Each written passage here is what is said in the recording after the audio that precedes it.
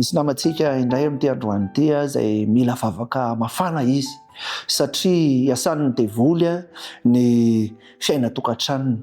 Ampijalian'ny devoly izy ary ny devoly no manjaka eo amin'izany fiainana izany. Toa tsy mahita fahasambarana, toa tsy mahita fiadanana izy manoloana an'izany tokantrano izany, kanefa ny tokantrano dia tokony ho fantsona anankiray hikorianany fahasambarana sy ny fiadanana, kanefa dia tsapany loatra hoe miditra tsehatra amin'izany ny devoly. Ary amin'ity androany ity dia hitondram-bavaka ho an'izany namantsika izany isika mba hampahery azy, hahatonga azy hatsapa fa Andriamanitra no tokony ho anjaka ao amin'izany tokantrano izany fa tsy ny devoly.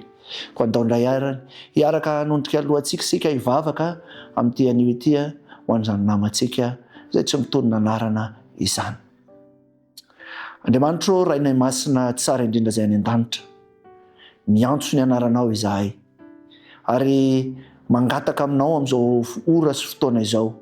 Ianao lay nanorina ny tokantrano, ianao lay nanangana ny fianakaviana no atsonay amin'ity androany ity.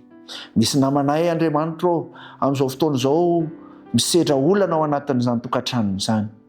Koa amin'izao fotoana izao dia mangataka aminao ny fanampianao izahay, ampio amin'ny fomba manokana izany namanay izany manoloana an'izany olana ao tokantrano izany.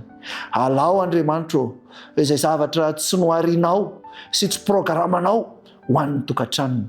Ary mangataka aminao izahay ireo asan'ny devoly satana rehetra dia didiana tsy hanan-kery tsy hanam-pahafahana amin'ny anaran'i Jesosy amin'izao fotoana izao. Fa aoka kosa ilay herinao mahagaga, ilay fanahinao masina mihitsy no hitoetra ao amin'ny tokantranony amin'ity anio ity.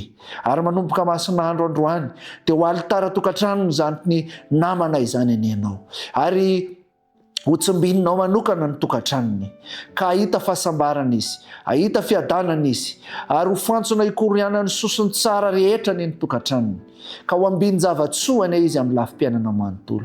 Ary manomboka eto dia ny fahazavanao mihitsy Andriamanitra no taratra ao amin'izany tokantrano izany, dia ahita fiadanana sy fitia mandrakariva eo anatrehanao izany tokantrano izany. Angatahana sy tononona amin'ny anaranao ilay Jesosy be fitiavana izany tokantrano izany. Amen.